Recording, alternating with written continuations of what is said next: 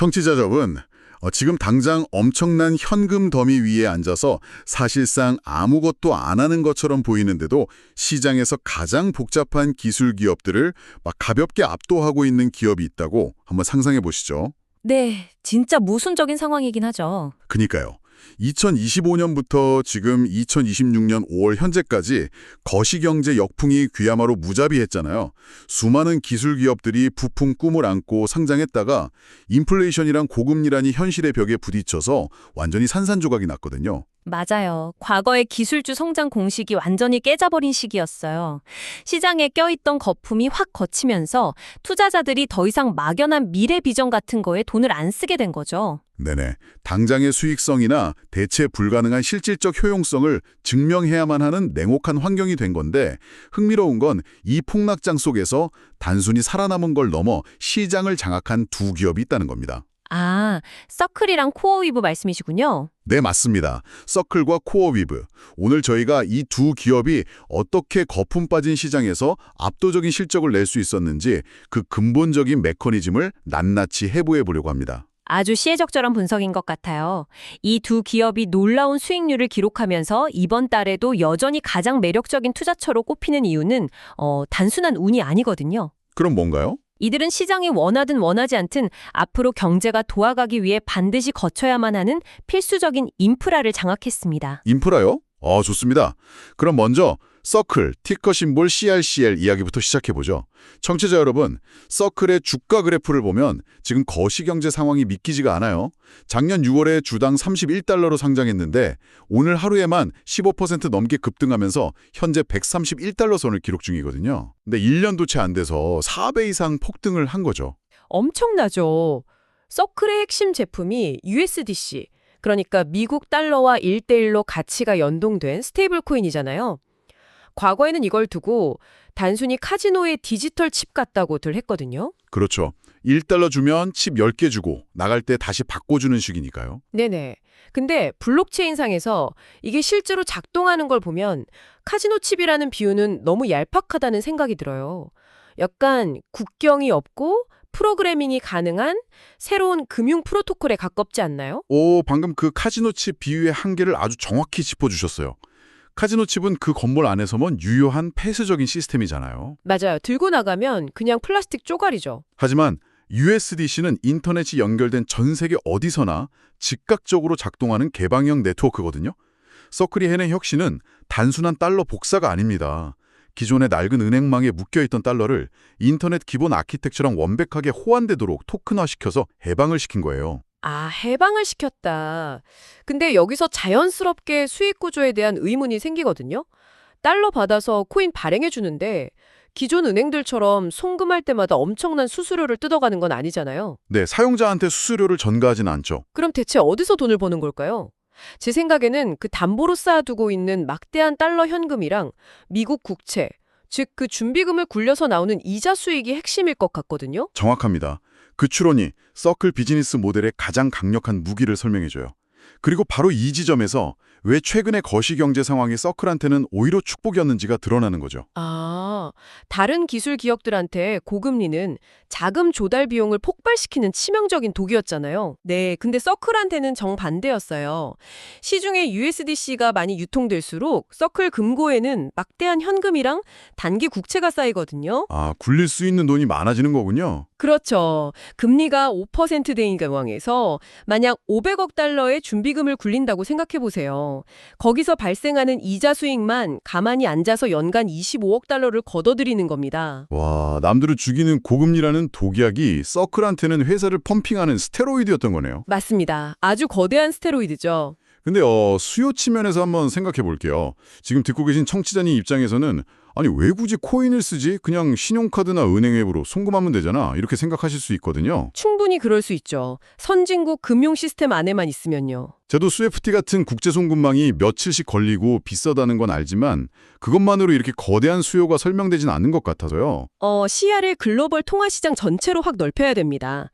가령 아르헨티나나 나이지리아처럼 자국 통화 가치가 실시간으로 폭락하는 하이퍼 인플레이션을 겪는 국가의 국민들을 한번 생각해 보세요. 거긴 하루 자고 일어나면 돈 가치가 반토막 나 있고 그러잖아요. 네, 그래서 이 사람들한테 USDC는 투기용 암호화폐가 아니라 자산을 지키는 유일한 생명줄이에요. 물리적인 미국 달러 지폐료 구하는 건 불법이거나 아예 불가능에 가깝거든요. 아, 근데 스마트폰만 있으면 USDC를 사서 자기 자산을 안전한 달러 가치로 동결해 둘 수 있다. 바로 그겁니다. 붕괴하는 경제 시스템 속에서 누구나 즉시 접근할 수 있는 디지털 피난처 역할을 하는 거죠. 게다가 탈중앙화 금융, 그러니까 디파이 생태계에서는 전통 은행을 훨씬 상회하는 수익률을 내기 위한 기축통화로 쓰이고 있거든요. 그렇군요. 기관과 개인의 수요가 맞물려서 폭발할 수밖에 없는 구조네요. 근데 잠깐만요. 제가 여기서 브레이크를 한번 걸어볼게요. 네, 말씀하시죠. 이렇게 완벽해 보이는 서클의 생태계에도 지금 치명적인 규제 리스크가 들이닥치고 있지 않습니까? 상원에서 논의 중인 미국 명확성 법안 최신 초안을 보면요. 아, 네. 그 법안 이슈가 크죠. 사용자가 스테이블 코인을 지갑에 가만히 들고만 있어도 이자를 받는 이른바 패시브 수익 창출을 전면 금지할 수 있다는 내용이 있잖아요. 네, 포함되어 있습니다. 이자를 안 주면 투자자들이 왜 리스크를 안고 코인을 들고 있겠습니까? 그냥 연 4에서 5% 확정이자 주는 전통은행으로 다 빠져나갈 텐데 이건 서클의 핵심 수요를 근본적으로 파괴하는 거 아닌가요? 언뜻 보면 진짜 서클의 숨통을 조이는 것처럼 보일 수 있어요. 이제 규제의 파급력을 분석할 때는 서클이 그에 대비해서 어떤 방어벽을 세워뒀는지를 봐야 합니다. 어떤 방어벽이 있죠? 첫째로 이 법안은 사용자의 패시브 수익을 겨냥한 거지 발행사인 서클이 준비금으로 이자를 창출하는 행위 자체를 금지하는 게 아니에요. 기존에 쌓인 수백억 달러 규모 자산에서 나오는 수익은 여전히 유효하다는 거죠. 아, 서클이 돈 버는 건 안 막는다. 네. 그리고 이것보다 훨씬 더 중요한 게 서클의 비즈니스 다각화 전략입니다. 서클은 더 이상 이자 마진만 따먹는 단순한 예치기관이 아니거든요. 이자 수익을 넘어서는 무언가가 있다는 말씀이시군요. 구체적으로 어떤 구조로 진화하고 있는 겁니까? 서클은 자신들의 API 그리고 보안성이 극대화된 디지털 지갑이나 웹3 애플리케이션 서비스를 기업들한테 제공하는 거대한 B2B 소프트웨어 생태계로 피벗하고 있어요. B2B 소프트웨어요? 네, 쉽게 말해서 글로벌 결제를 도입하고 싶은 일반 이커머스 기업이 복잡한 블록체인 기술을 전혀 몰라도 서클의 API만 연동하면 전 세계 어디서든 즉각적으로 달러 결제를 받을 수 있게 인프라를 깔아주는 겁니다. 아, 거기서 발생하는 거래 수수료나 소프트웨어 구독 모델로 수익을 다각화한다? 맞습니다. 단순한 금고 역할에서 벗어나서 전 세계 기업들의 결제 시스템 뒷단에 깔리는 차세대 비자나 스트라이프 같은 사스 기업으로 체질을 개선하고 있는 거죠. 야, 그니까 규제 때문에 개인 사용자들 수요가 좀 꺾이더라도 기업들이 쓰는 B2B 인프라로서의 가치는 오히려 더 단단해진다는 거네요. 바로 그 점이 월가에서 서클을 되게 긍정적으로 평가하는 이유입니다. 재무지표를 보면 2025년부터 2028년까지 서클의 매출 연평균 성장률이 26%, 조정 이비다나는 32%에 달할 전망이거든요. 현재 기업 가치가 약 250억 달러고 올해 예상 이비다의 27배 수준이죠. 네, 전통 제조업 기준으로는 비싸 보일 수 있는데 기존 글로벌 송금망을 대체하는 새로운 소프트웨어 인프라라는 관점에서는 개화기 초입의 합리적인 밸류에이션인 거죠. 아, 정리가 싹 되네요. 자, 서클이 금융이라는 소프트웨어적 인프라의 미래를 재구축하고 있다면 여기서 또 다른 거대한 질문이 하나 생깁니다. 어떤 질문이죠? 이 새로운 미래 경제는 결국 압도적인 연산 능력이 필요한 AI 혁명 위에서 돌아갈 거잖아요. 그렇다면 이 거대한 AI를 작동시킬 물리적인 하드웨어 인프라, 이건 도대체 누가 장악하고 있느냐는 거죠? 그 질문의 해답이 바로 저희가 오늘 분석할 두 번째 기업 코어위브입니다. 네, 코어위브. 티커 심볼 CRWV. 주가 흐름부터 극적이에요. 작년 상장가 40달러에서 출발해서 지금 114달러 선이거든요. 시장이 꺾이는 오늘 같은 날에도 하락 방어력이 엄청납니다. 네, 대단하죠. 근데 청취자 여러분, 이 회사 시작을 보면 진짜 기가 막힙니다. 세계 최고 수준의 AI 데이터 센터를 구축한 이 기업의 뿌리가 사실은 이더리움 암호화폐 채굴장이었다는 거 혹시 아셨나요? 네. 2018년에 암호화폐 시장 폭락했을 때 피벗을 한 거잖아요. 맞아요. 잔뜩 사들였던 고성능 GPU들을 처분하지 않고 AI 연산용 클라우드로 완전히 용도를 바꾼 거죠. 흔히들 금광이 마르니까 곡괭이를 팔기 시작했다고들 하는데 저는 그 비유로는 이들의 기술적 해자를 다 설명 못한다고 봅니다. 약간 망해가는 금광 회사가 고성능 굴착기를 고속도로 건설 현장에 빌려주면서 초대박을 친 느낌이랄까요? 동의합니다. 단순히 곡괭이 파는 거면 아마존이나 구글 같은 거대 클라우드 기업들도 똑같이 GPU 사서 팔면 그만이거든요. 코어위브의 진짜 가치는 그들이 어떻게 서비스를 제공하느냐, 그 방식에 있습니다. 제 머릿속에 떠오르는 이미지가 딱 하나 있어요. 아마존 AWS나 구글 클라우드가 양식, 중식, 한식 다 되는 초대형 뷔페 주방이라면 코어위브는 오직 한 가지 요리만 빛의 속도로 뽑아내는 미슐랭 3스타, 초정밀, 자동화 컨베이어 벨트 같은 거죠. 그 비유 진짜 찰떡이네요. 뷔페 주방이랑 자동화 컨베이어 벨트. 범용 주방에서는 요리사들 동선도 겹치고 자잘한 주문 쳐내라 속도가 떨어지잖아요. 근데 코어위브는 오로지 초고부와 AI 연산 하나에만 미친 듯이 최적화된 물리적 환경을 구축한 거 아닙니까? 네.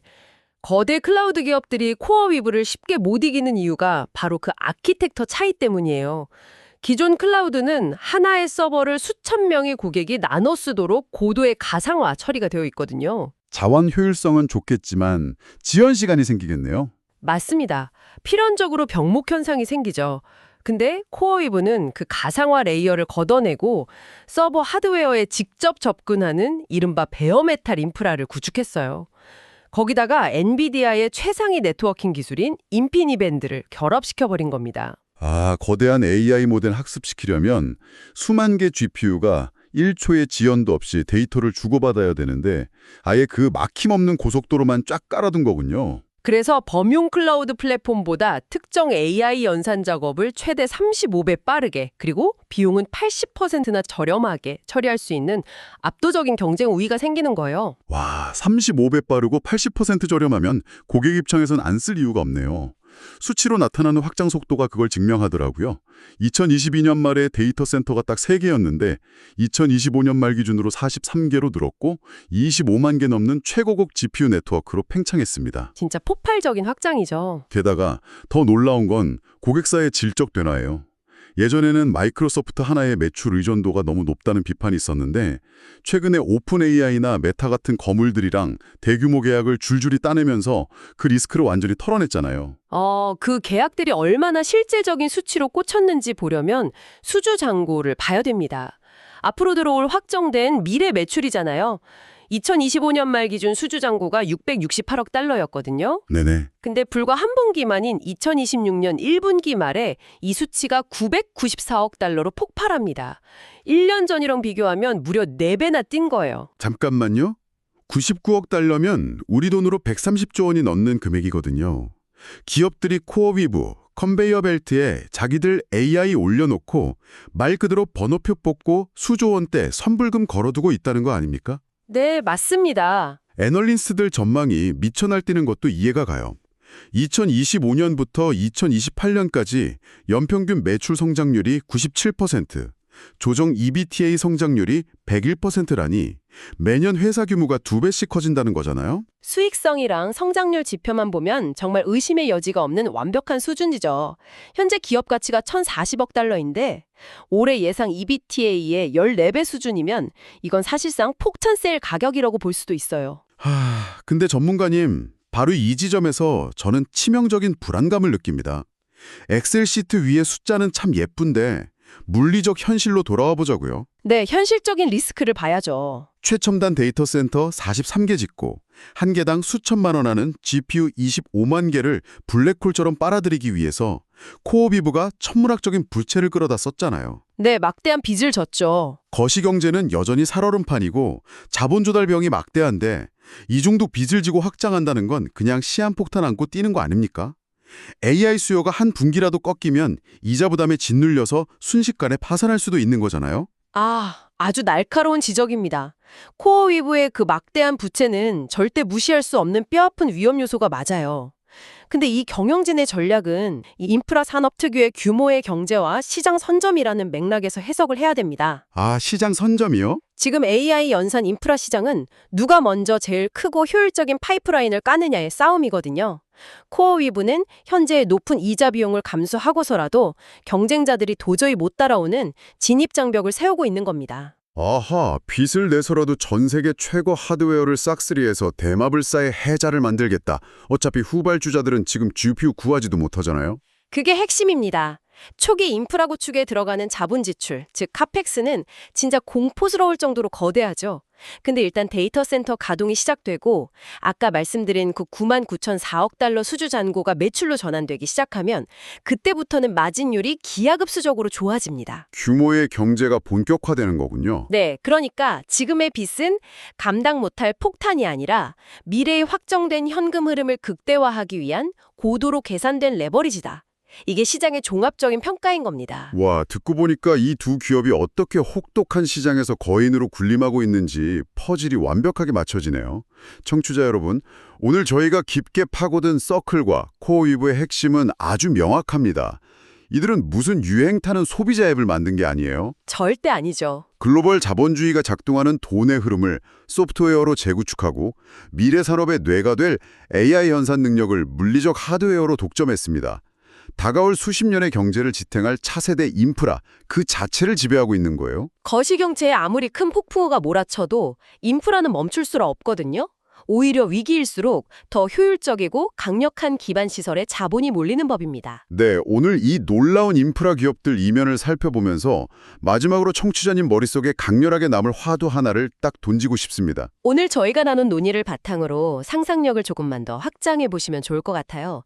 만약에 머지않은 미래에 서클의 스테이블 코인이 기존 은행망을 완전히 밀어내고 전 세계 인류의 일상적인 가치 교환 단위로 자리 잡게 된다면 어떨까요? 그리고 동시에 코어위브의 그 초정밀 데이터 센터가 글로벌 경제를 움직이는 모든 인공지능의 연산을 싹 다 독점해서 처리하게 된다면요. 그렇게 되면 사실상 전 세계의 모든 자본 흐름과 전 세계의 모든 데이터적 사고가 단 2개의 거대한 민간 기업 서버를 거쳐가게 되는 겁니다. 와, 수백 년 동안 국가나 중앙은행이 쥐고 있던 인프라 권력이 소수 민간 기술 기업한테 통째로 넘어가는 거대한 전환점이네요. 맞습니다.